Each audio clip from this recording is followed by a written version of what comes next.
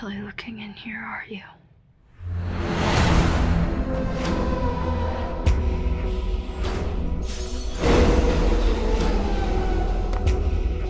That's him.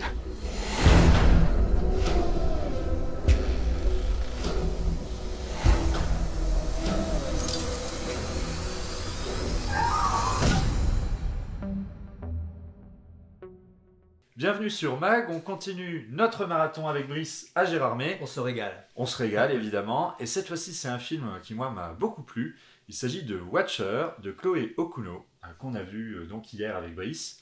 Il s'agit d'une histoire où il y a une jeune femme, ancienne comédienne, qui va emménager avec son mari à Bucarest, donc en Roumanie. Elle ne parle pas un mot de roumain, et il va commencer à y avoir une tension qui va s'installer, puisqu'en fait, chez elle, elle va se sentir observée par une silhouette, un peu à la façon d'ailleurs de fenêtre sur cour, puisqu'on voit tout depuis sa fenêtre, donc c'est presque un panorama de cinéma, et elle va voir cette silhouette qui va l'oppresser, elle va se sentir harcelée. Alors, Brice, pour commencer, qu'est-ce que tu en as pensé ? Plutôt apprécié, peut-être un chouïa moins que toi, mais ça n'empêche que j'ai beaucoup apprécié. On est dans un thriller psychologique pur jus qui joue sur une tension latente qui monte crescendo d'ailleurs du début à la fin. Une beauté froide, en fait c'est un film sublime, il faut le dire, au niveau du cadre de la photographie, on en prend plein les yeux. Dans la sobriété, mais plein les yeux, c'est pour ça que je dis beauté froide, marquante. D'ailleurs comme l'actrice Michael Monroe qui dans le film est... Bon, enfin, c'est une actrice toujours qui est belle, mais elle a ce côté beauté froide qui va parfaitement avec le personnage. Et après, je laisserai Arthur détailler ce que je vais dire, mais on est un peu dans, pour ceux qui l'auront vu, le chef-d'œuvre de l'Elevati d'Aurore, It Follow, dans un modèle un petit peu inversé.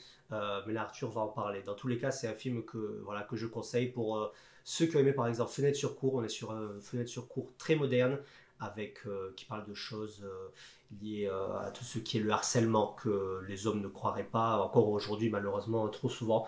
La fille qui pendant tout le film crie quand même au harcèlement, mais que personne, enfin les hommes quoi, dans le film, ne la croit jamais et laisse passer comme si c'était limite normal. Ça c'est vraiment très moderne dans son propos. Vraiment ce qui m'a beaucoup plu aussi dans le film. C'est un film particulièrement contemporain sur les thématiques qu'il aborde.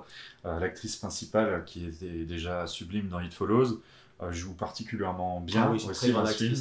Et il y a une évolution psychologique du personnage, une détérioration qui est assez forte, sans jamais tomber dans une espèce d'hystérie psychiatrique, où elle serait complètement folle. C'est justement ce qui m'a plu, ce qui n'a pas toujours plu d'ailleurs à certains spectateurs qui auraient espéré peut-être une solution plus, j'allais dire moi, à la Leonardo DiCaprio, on a toujours cette ambivalence de est-ce qu'il est fou, est-ce qu'il a raison. Dans Shutter Island. Dans Shutter Island et tant d'autres, Les Noces Rebelles et combien d'autres.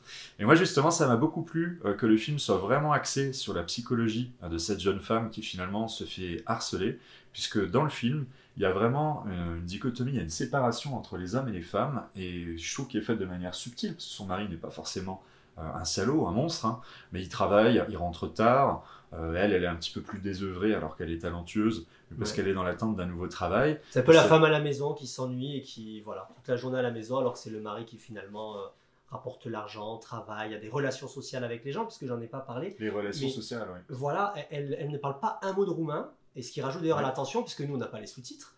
Tout le monde parle roumain, même des fois son mari a tendance à plus parler roumain qu'anglais, voilà. Et elle se retrouve, elle est même stressée de ça, enfin, elle est complètement bloquée finalement du monde qui l'entoure, ce qui fait de renfermer de plus en plus. Est-ce qu'on pourrait même penser que les gens forcément pensent qu'elle a fabule aussi, parce que finalement elle ne parle pas roumain, est-ce qu'elle comprend les us et coutumes, etc. Très intéressant d'ailleurs ça comme idée. Ça c'est l'idée du ressort de la langue, qui n'est pas parlée, c'est quelque chose que j'adore, qu'on retrouvait récemment aussi dans Speak No Evil, où d'ailleurs...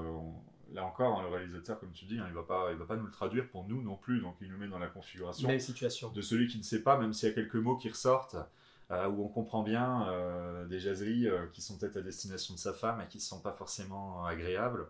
Et ça, c'est quelque chose qui marche aussi très bien dans le film. Le personnage, évidemment, on va dire psychopathe, serial killer, je trouve aussi est très bon. Il a vraiment quelque chose d'intéressant. Tu le vois, tu sais que ça va pas. Et c'est vraiment cette chose qu'on a tous peut-être vécu. Alors moi j'avais plus jeune, tu travailles dans la gendarmerie, Brice, rappelons-le, mais moi j'avais un pervers aussi qui était en face de ma fenêtre quand j'étais plus jeune.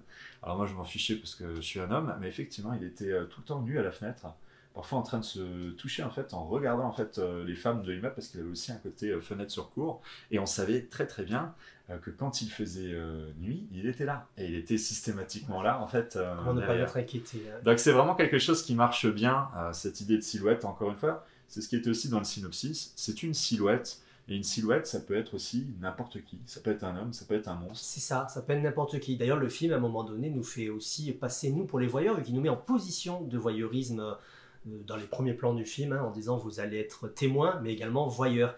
Et finalement, comme le personnage de Maika Monroe, qui passe quand même une grosse partie du film également, à regarder. C'est là où, à un moment donné, on se demande, c'est pas elle aussi qui, gentiment, effectivement, est-ce qu'elle est folle ou est-ce que c'est pas des idées? Parce que finalement, c'est toujours parce qu'elle regarde qu'elle voit que la personne le regarde. Et est-ce que c'est pas finalement elle qui l'entraîne, qui est intéressant? Tout un message qui est sympa aussi, Oui. effectivement, après qui montre que à partir du moment où on commence à regarder autour de nous, on réalise que la femme est oppressée en fait au quotidien aussi. Moi, j'ai trouvé le film vraiment prenant du début à la fin. Moi, j'étais assez scotché sur mon siège. Et pour le côté inversé ouais. d'It Follow, parce que du coup, tu n'en as pas parlé. Exactement, c'est un côté dans It Follows en fait.